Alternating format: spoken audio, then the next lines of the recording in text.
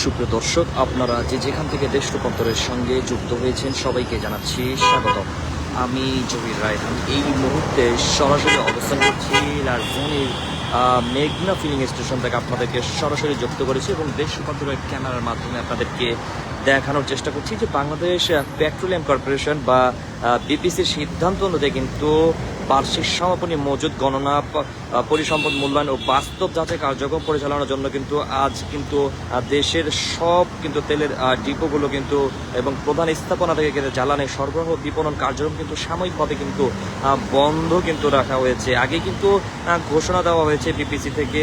এই ঘোষণার পর কিন্তু রাজধানীর বিভিন্ন ফিলিং স্টেশনের মতো কিন্তু আমরা এখানে কিন্তু দেখছি কিন্তু স্বাভাবিক কিন্তু রয়েছে এবং গতকালকে কিন্তু আমরা দেখেছি যে ফিলিং স্টেশনের রাতে কিছুটা পরিমাণ কিন্তু চাপ নাকি হয়েছে, এমনটি কিন্তু বেশ কয়েকজন পাম্প কর্তৃপক্ষ কিন্তু অভিযোগ করেছিল এবং আমরা সকাল থেকেই আমরা বেশ কয়েকটি পাম্প কিন্তু ঘুরেছি এবং পাম্পে ঘুরে যেমনটি দেখতে পেয়েছি যে অন্যান্য দিন যেমন স্বাভাবিক থাকে ঠিক একই রকম আজকের চিত্রটি কিন্তু স্বাভাবিক দেখছি। তবে এই পাম্পটিতে কিছুটা তুলনামূলক কিন্তু বাড়তি চাপ রয়েছে, যেমনটি পাম্প কর্তৃপক্ষ জানিয়েছেন যে সাধারণত প্রতি মাসের শুরুর দিকে তাদের পাম্পে এরকম চাপ সৃষ্টি হয়, তবে এটা কোনো ডিপো বন্ধ হওয়ার কোনো ধরনের চাপ নয় বলে তারা কিন্তু দাবি করছে। তারা যেমনটি জানিয়েছেন আমাদেরকে, আপনারা দেখতে পাচ্ছেন যে অনেক গাড়ি, মোটরসাইকেল এবং ব্যক্তিগত গাড়ি এবং মাইক্রোবাস থেকে শুরু করে বিভিন্ন যানবাহন কিন্তু সারিবদ্ধ হয়ে কিন্তু দাঁড়িয়ে আছেন এবং তারা কিন্তু তার নিজ প্রয়োজনীয় অনুযায়ী কিন্তু যতটুকু তেল প্রয়োজন ঠিক ততটুকু কিন্তু নিচ্ছেন। তবে একটি বিষয় যদি আপনাদেরকে জানিয়ে রাখি, মাস 2 আগে কিন্তু আমরা দেখেছি যে বিভিন্ন পেট্রোল পাম্পে কিন্তু তেলের যে এক ধরনের ঘাটতি সেটি কিন্তু দেখা দিয়েছিল এবং বিভিন্ন ধরনের হট্টগোল এবং বিভিন্ন ধরনের ঘটনা কিন্তু প্রতিনিয়ত কিন্তু ঘটেছিল, তেমন চিত্র কিন্তু আমরা দেখেছি এবং পাম্পে কিন্তু দীর্ঘ সারি এবং দীর্ঘ লাইন কিন্তু আমরা দেখেছিলাম। তবে সে চিত্র কিন্তু কিছুটা কিন্তু স্বাভাবিক হতে থাকে এবং এরপর কিন্তু 2 দফায় কিন্তু দাম বৃদ্ধি হয়। এরপর থেকে কিন্তু আমরা কিন্তু পাম্পে তেমন কোনো চাপ দেখা যায়নি এবং প্রতিদিনই কিন্তু আমরা দেখছি স্বাভাবিক চিত্র। পাম্পে গাড়ির চাপ কিন্তু একদমই স্বাভাবিক থাকে এবং আজকে আপনাদেরকে যদি বিশেষ করে জানিয়ে রাখি, ডিপোগুলো কিন্তু বন্ধ রয়েছে এবং তেল সরবরাহ কিন্তু সারা দেশে কিন্তু বন্ধ রয়েছে। তবুও কিন্তু কোনো ধরনের কিন্তু ভোগান্তি কিন্তু যারা সাধারণ মানুষ রয়েছেন অর্থাৎ ভোক্তা যারা রয়েছেন তাদের মধ্যে কিন্তু কোনো ধরনের ভোগান্তি কিন্তু আমরা দেখিনি এবং পাশাপাশি যারা তেল সরবরাহ করছে তারাও কিন্তু বলছেন কোনো ধরনের ভোগান্তি এবং কোনো ধরনের আতঙ্কিত হওয়ার কিন্তু কোনো কারণ নেই বলে কিন্তু তারা কিন্তু জানিয়েছেন। আমরা এই মুহূর্তে যেমনটি দেখছি যে প্রতি দিনের তুলনায় কিন্তু আজকেও কিন্তু স্বাভাবিকভাবে কিন্তু তেল কিন্তু সরবরাহ চলছে।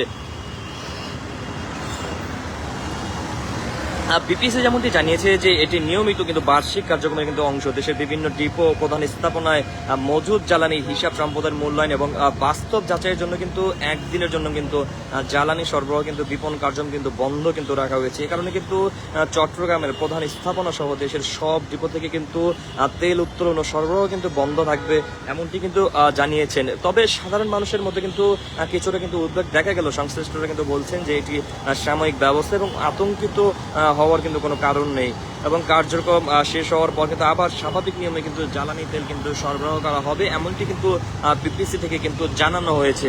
এদিকে ফিলিং স্টেশনে আসা অনেক চালকের সঙ্গে কিন্তু আমরা কথা বলেছি, তারা যেমনটি জানিয়েছেন তারা গতকাল থেকে কিন্তু প্রস্তুতি হিসেবে কিন্তু জ্বালানি কিন্তু সংগ্রহ করে রেখেছেন। কেউ কেউ কিন্তু এখনও কিন্তু আসছেন জ্বালানি সংগ্রহ করতে, তবে চাহিদা যতটুকু ঠিক ততটুকুই কিন্তু তারা কিন্তু জ্বালানি তেল কিন্তু সংগ্রহ করছেন। বিশেষ করে যাদের পেশাগত কারণে প্রতিদিনই কিন্তু গাড়ি চালাতে হয় তারা কিন্তু কোনো ঝুঁকি কিন্তু নিতে চাচ্ছেন না। অন্যদিকে কিন্তু ফিলিং স্টেশনের কর্তৃপক্ষ কিন্তু বলছেন যে ঘোষণার পর থেকে অন্যান্য দিনের তুলনায় কিন্তু কোনো ধরনের ব্যতিক্রম কিন্তু তারা কিন্তু দেখছেন না।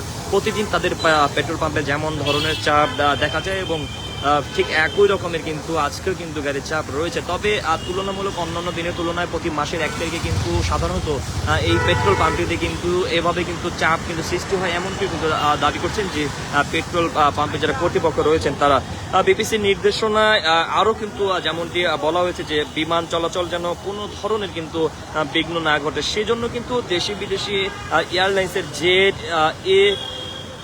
এক জ্বালানি সরবরাহ অব্যাহত কিন্তু রাখা হয়েছে। সংশ্লিষ্ট ডিপোগুলোতে দ্রুত মজুদ যাচাই সম্পন্ন করে কিন্তু বিমানবন্দরে কিন্তু জ্বালানি সরবরাহ কিন্তু সচল রাখারও কিন্তু নির্দেশ দেওয়া হয়েছে। এদিকে বিশ্লেষকরাও কিন্তু বলছেন যে এ ধরনের বার্ষিক মজুদ যাচাই একটি কিন্তু নিয়মিত প্রশাসনিক কিন্তু কার্যক্রম, এর মাধ্যমে কিন্তু জ্বালানি মজুদের সঠিক হিসাব নিশ্চিত করা হয়, যা ভবিষ্যৎ পরিকল্পনা সরবরাহ ব্যবস্থাপনায় কিন্তু গুরুত্বপূর্ণ কিন্তু ভূমিকা রাখে। সব মিলিয়ে আপনাদেরকে আমি দেখানোর চেষ্টা করছি এবং মেঘনা পেট্রোল পাম্প থেকে আপনাদেরকে সরাসরি যুক্ত করেছি।